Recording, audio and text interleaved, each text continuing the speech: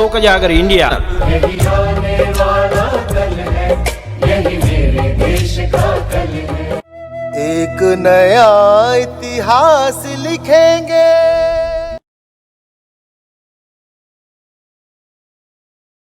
साथियों नमस्ते, मैं हूं ज्ञानेश वाकुड़कर और आप देख रहे हैं लोक जागर इंडिया चैनल। साथियों, आखिर मोदी शाह को झुकना पड़ा राहुल गांधी की डिमांड पे, और यूं कहे कि राहुल गांधी की धोबी पछाड़ के सामने मोदी शाह का तो सफाया हो गया है।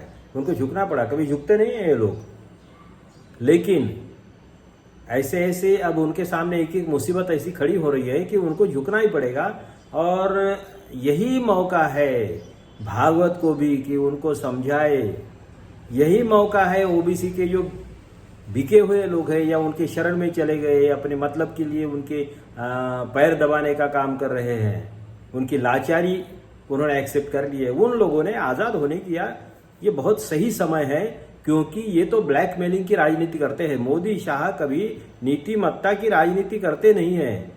ना खाऊंगा ना खाने दूंगा बोलते बोलते, देश नहीं झुकने दूंगा बोलते बोलते देश का क्या हाल कर दिया, कितना किसको किसको बेच दिया है, ये सबको मालूम है।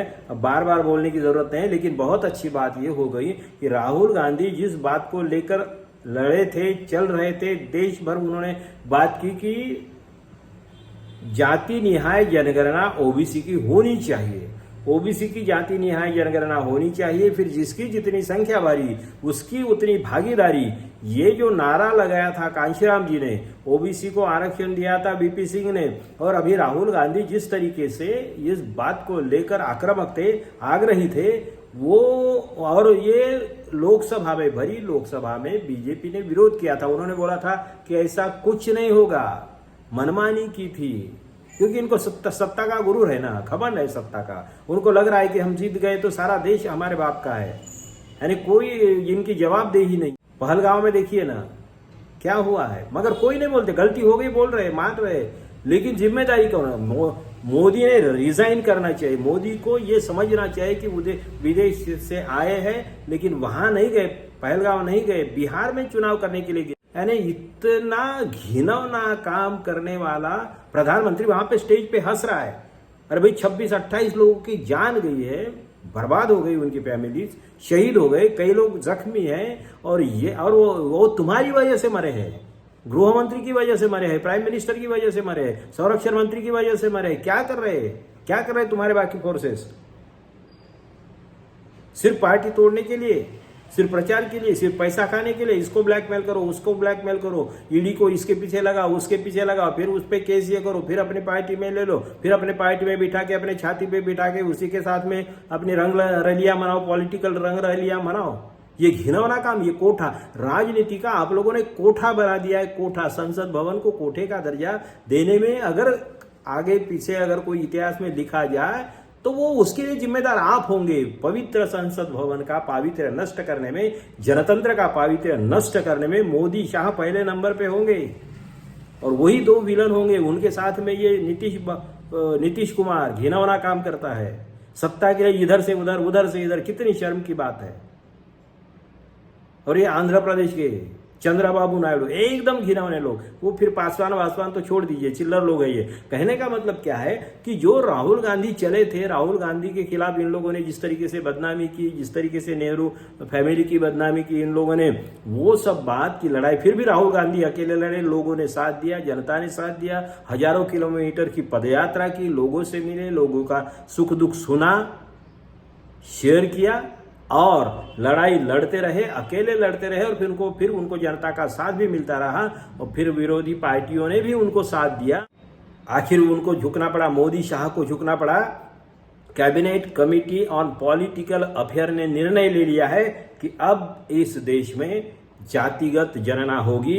अब जब जनगणना होगी उसमें एक कॉलम जनगणना के साथ में ही एक जाति का कॉलम होगा, कास्ट का कॉलम होगा, और इस बहाने देश में ओबीसी की संख्या कितनी है, एससी की संख्या कितनी है, एसटी की संख्या कितनी है, दूध का दूध हो जाएगा, पानी का पानी हो जाएगा, सारी देश की बराबर जनसंख्या है पता चलेगा। और अगर सरकार उस आधार पे, अगर नीयत साफ है तो सरकार उस आधार पे, संख्या के आधार पे अपना बजट बनाने के लिए आने वाले सरकार के लिए फायदे की बात होगी। हालांकि इस सरकार से तो कोई अपेक्षा नहीं है, ये तो झुक गए हैं, ये परेशानी में है, इसलिए ये उन्होंने, नहीं तो मोदी शाह की रिजिग्नेशन की बात आगे बढ़ रही थी, क्योंकि 8 दिन हो गए पहलगाम हमले में, अभी तक कोई किसी पे कार्रवाई नहीं हुई, किसी क्या इंक्वायरी हुई कोई पता नहीं चल रहा है, चुप है, मोदी भी चुप है, शाह भी चुप है, भूल गए हैं। यानी इनको कोई शर्म नहीं आती है, किसी को, कोई मिनिस्टर को कोई शर्म नहीं आ रही है, उल्टा वो बाकी लोगों को ट्रोल कर रहे हैं। जो लोग पूछ रहे हैं, अभी नेहा सिंह राठौड़ को के ऊपर FIR कर दिया, वो उन्होंने सच सवाल किए तो उनको और वो डॉक्टर मेदुसा करके है उनके ऊपर FIR कर दिया, 4PM का चैनल बंद करवा दिया। ये इमरजेंसी नहीं तो और क्या है, हिटलर शाही नहीं तो और क्या है, कहाँ बचा है जनतंत्र।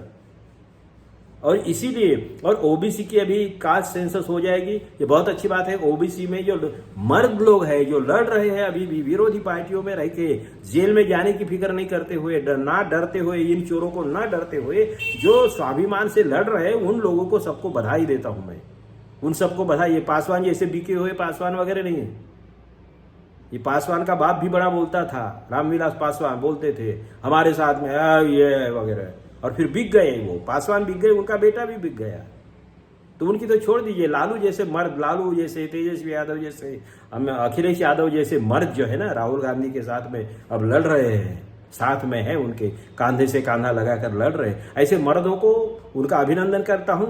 जितने भी ओबीसी की मूवमेंट में, ओबीसी, दलित, अल्पसंख्यक के मूवमेंट वाले लोगों ने ओबीसी के इस जनगणना के लिए समर्थन किया, साथ किया, उनका भी अभिनंदन करता हूं। जो बीजेपी के हाथों बिक गए उन दलालों को तो वो भी क्रेडिट लेंगे, क्योंकि अभी बीजेपी वाले बोल रहे हैं कि हमने ये किया वगैरह वगैरह, वो तो करना ही पड़ेगा ना, जाओगे कहाँ यार, तुम जाओगे कहाँ। नहीं तो अभी मोदी शाह की जो गलतियां हुई, जो अभी पहलगाम में पाप हुआ, वो उल्टा पड़ा, उनको लगा कि जैसे अपन ने वहां पे वोट मांगे थे वैसे ही सैलाब आएगा और माहौल बन जाएगा अपने फेवर में, मगर माहौल उल्टा बन रहा है। लोगों को लग रहा है, लोगों को समझ में आ रहा है कि इन्होंने ही गलतियां की है। अरे भाई, इतने हजारों लोग आ रहे हैं वहां पे, सुरक्षा की व्यवस्था नहीं, क्या कर रहा है गृह मंत्री तुम्हारा, क्या करता है गृह मंत्री। और अभी प्रधानमंत्री ने बोल दिया कि मैंने मिलिट्री को आजादी दे दी कि जो आपको लगता है करो, ऐसा होता है कभी, ये कानून है।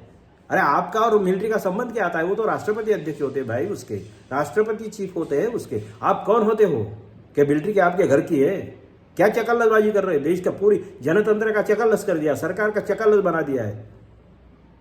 सर्कस है क्या ये, कुछ भी कहोगे, कुछ भी बोलेंगे, कभी अरे फाइनेंस मिनिस्टर को पता नहीं और आपने नोटबंदी कर दी, किसी से कंसल्ट नहीं किया और आपने लॉकडाउन जाहिर कर दिया। ये कोई चकलस है क्या, देश का सत्यानाश कर दिया 11 सालों में। और ये लोग अभी ठीक है, चलो राहुल गांधी के डर से ही सही, ओबीसी के दबाव से ही सही, विरोधी पार्टियों के दबाव से ही सही, कम से कम इनकी नशा, इनकी भांग, इनकी चरस, इनका ये ड्रग्स के जो है ना नशा, जो है ना पैसे का नशा, क्योंकि वो भी रिपोर्ट्स आए हैं कि उस पैसे का काम, उस पैसे से मदद, आतंकवादियों को मदद हो रही, फंडिंग हो रहा है, ऐसे रिपोर्ट्स आए हैं। सच क्या है झूठ क्या है मुझे नहीं मालूम, मगर रिपोर्ट्स आए हैं। तो वो नशा शायद उनका उतर रहा है, वो नशा धीरे धीरे कम हो रहा है, चलो अच्छी बात है। रेवंत रेड्डी, उन्होंने भी तेलंगाना में, रेवंत रेड्डी ने जनगणना करवाई थी, उधर कर्नाटका में कांग्रेस ने करवाई थी, उसकी रिपोर्ट वगैरह कुछ अभी और आनी है, मगर करवाई थी, उसके लिए उनका भी अभिनंदन करना होगा। और ये बीजेपी वाले ओबीसी को कुछ न्याय देने वाले नहीं, फिर भी ये तो सच है, वो मजबूरी में उनकी पूंछ जो आ गई ना नीचे, इसीलिए वो उन्होंने कर दिया है, क्योंकि उनके नहीं तो मोदी शाह का रिजाइन करना, वो जो ध्यान हटाने के लिए ये किया है, उन्होंने डेफिनेटली किया है और अनपेक्षित रूप से किया है। नहीं तो ये तो विरोध करने वाले थे ना, संसद में तो इन्होंने विरोध किया था ना। अब अचानक क्या प्यार आ गया ओबीसी से, अब अचानक प्यार ओबीसी से क्यों उमड़ गया भाई तुमको।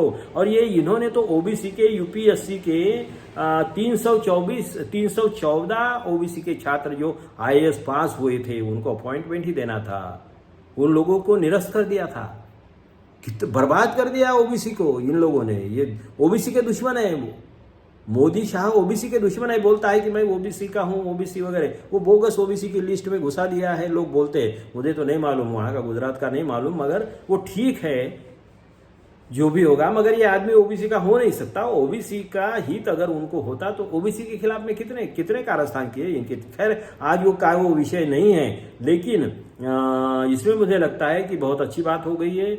और राहुल ने जो लड़ाई लड़ी है उसके लिए राहुल को, कांग्रेस को, उनके साथियों को, इंडिया गठबंधन को और ओबीसी की मूवमेंट करने वाले सभी संगठनों को बहुत बहुत बधाई देता हूँ। 1931 से जनगणना नहीं हुई थी, इसके लिए कांग्रेस भी दोषी है।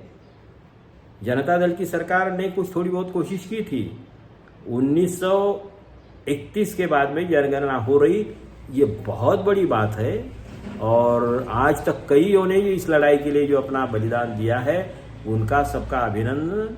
और चलो देखते हैं, ऐसे ही लड़ते रहेंगे, सच बोलेंगे, सच बोलेंगे, डंके की चोट पर बोलेंगे, एफआई करे, जेल में डाले, गोली मारे, लाठी मारे, जो भी करे, मगर लेकिन हम सच लाख बिठाओ पहरे जुबा पर, लेकिन हम सच बोलेंगे। आज के लिए इतना ही। आप देखते रहिए लोक जागर इंडिया चैनल। लाइक करिए, शेयर करिए, सब्सक्राइब करिए, आपके सहयोग की हमें जरूरत है। आने वाला कल है, यही मेरे देश का कल है। एक नया इतिहास लिखेंगे।